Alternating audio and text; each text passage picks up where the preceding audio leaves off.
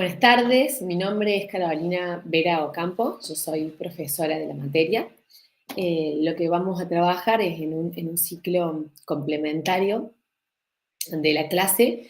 Vamos a extender las clases al aula virtual y vamos a analizar a través de una serie de videos cuáles son las reformas que ha introducido la Ley Bases. Voy a compartirles pantalla. A ver un momentito. Muy bien. Vamos a compartir la pantalla.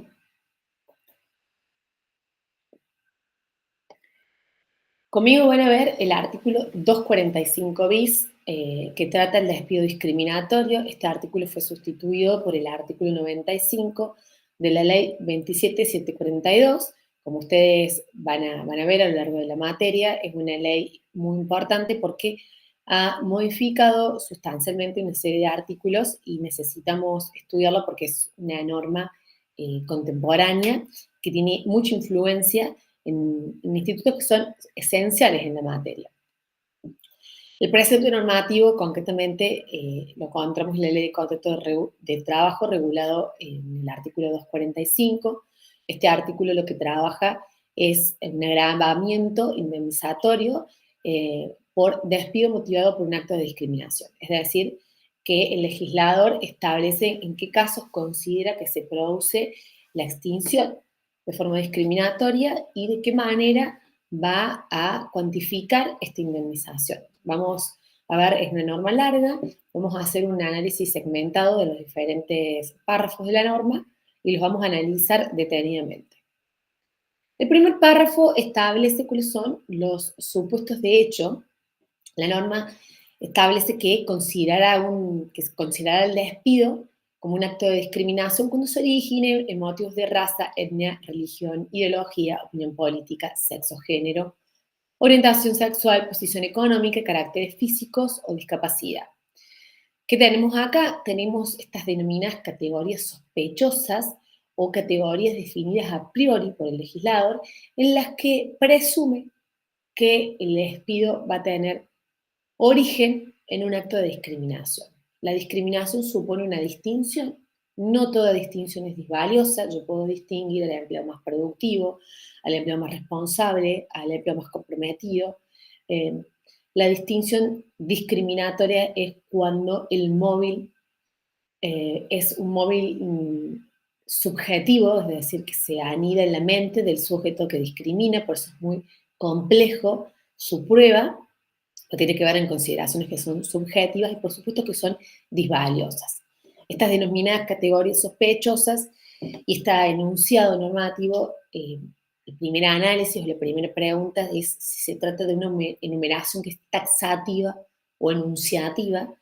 Si sostenemos que se trata de una enumeración taxativa, tenemos que concluir que cualquier supuesto que no esté allí enumerado quedaría fuera de la posibilidad de un agravamiento indemnizatorio, lo que es bastante ilógico porque desconoce prácticamente, ¿no? El hecho de la discriminación es un hecho sociológico que puede variar en los contextos históricos, en los contextos materiales, en los contextos geográficos. Los que adhieren a esta postura sostienen que la ley o el texto de la ley prescinde de sintagmas tales como, por ejemplo, en otros casos, sin perjuicio de, lo que haría suponer que se trataría de una numeración taxativa. Lo cierto es que de ninguna manera es posible concluir de esta manera. Estamos hablando de la protección de la persona en su faz individual, en la dignidad. Esto excede los marcos intuitivos del derecho al trabajo, donde la protección del hombre es en su faz laboral, es el sujeto que trabaja, acá hablamos del sujeto como persona, entonces estamos hablando de la protección a un nivel superior. Lo cierto es que se han marginado algunos supuestos, por ejemplo, vejez o salud. Sin perjuicio del indicado, tenemos normativa de reglamento internacional, tenemos el convenio 112 de la OIT y el artículo 1 de la Convención Americana sobre los Derechos Humanos, también el artículo 1. Ambos instrumentos internacionales establecen una enumeración enunciativa y la posibilidad de incluir nuevos supuestos de hecho. El segundo párrafo de la norma establece lo relativo a la prueba de la discriminación. El texto habla de que la prueba estará a cargo de quien invoque la causa. ¿Qué ocurre? Primero, la carga de la prueba, quien alega un hecho debe probarlo. Entonces, eh, justamente acá lo que se hace es una quiebre del sistema. Recordemos que la prueba de la discriminación es algo muy complejo y la Corte Suprema de Justicia ha admitido que las pruebas de la discriminación sea a través de los indicios. Esto es el fallo Pelicori contra el Colegio Público de Abogados de la Corte Suprema de Justicia de la Nación, en donde la Corte reconoce que en materia probatoria, cuando hablamos de despido discriminatorio, es suficiente para firmar un trato discriminatorio la acreditación de hechos que permitan, que sean idóneos para inducir la existencia de la discriminatoria. Es decir, hablamos de la prueba de indicios. Probados ciertos indicios, la carga de la prueba de que el acto extintivo no está originado en un móvil discriminatorio le corresponde al empleador. La segunda apreciación es esta norma genera un quiebre del sistema de la ley de contrato de trabajo, porque la ley de contrato de trabajo enumera otros supuestos en donde el acto extintivo se presume que obedece a una causa de discriminación. Ellos hacen en el caso de matrimonio, embarazo, y en el supuesto del delegado sindical, que lo vamos a ver eventualmente cuando estudiemos las bolillas eh, relativas al derecho colectivo, pero en estos supuestos la ley presume la discriminación. Entonces, hay una quiebre del sistema porque tenemos una categoría, los supuestos de discriminación estarían discriminados de la protección de las presunciones que rigen en materia probatoria. Y por otro lado, hablamos de una norma de rito, es decir, las cuestiones probatorias son cuestiones procesales y las normas procesales son materias reservadas exclusivamente a las provincias por disposición constitucional, artículo 75, inciso 12 y 121 de la Constitución Nacional. Si bien se ha morigerado estas circunstancias, es decir, la Corte ha admitido que algunas normas de fondo incluyen cuestiones procesales, eso siempre ha sido para, cuando esta intromisión tenía como objeto garantizar un derecho, no para subvertirlo o limitarlo, entonces de alguna manera sostenemos que este apartado de la norma es inconstitucional porque establece una cuestión procesal. Luego tenemos el tercer y cuarto párrafo. El tercer y cuarto párrafo hacen referencia a el monto de indemnización. La norma establece que la indemnización agravada especial en estos casos ascenderá a un monto equivalente al 50% de la indemnización establecida en el 245, que es la indemnización por despido, que es un año de remuneraciones por antigüedad, y la posibilidad de incrementarla en un 100, es decir, duplicar el artículo 245. Vamos a hacer vamos a hacer dos observaciones. Vuelve a romperse el sistema, porque en los casos de matrimonio o maternidad, en el despido por razones de embarazo, tenemos indemnizaciones grabadas que son equivalentes a un año de remuneraciones. En este caso, la indemnización agravada utiliza parámetros incorrectos porque utiliza los mismos parámetros que el despido, esto es antigüedad y salario, que nada tiene que ver con la entidad del daño que se resarce. Es decir, el despido sin causa justamente lo que busca resarcir, ¿no es cierto?, son todos los daños derivados de la privación del empleo.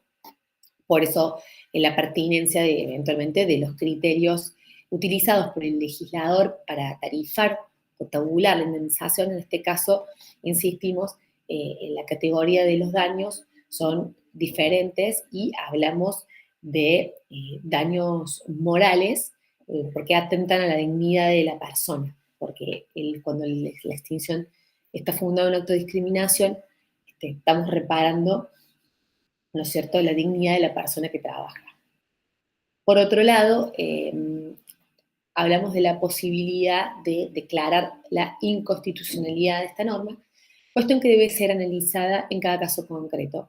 ¿Por qué el caso concreto? Las inconstitucionalidades siempre son en casos concretos, pero lo real y cierto es que, como bien lo indicaba, los parámetros que utiliza son la antigüedad del salario. Podemos encontrarnos con un trabajador que tenga mucha antigüedad, que tiene un salario elevado.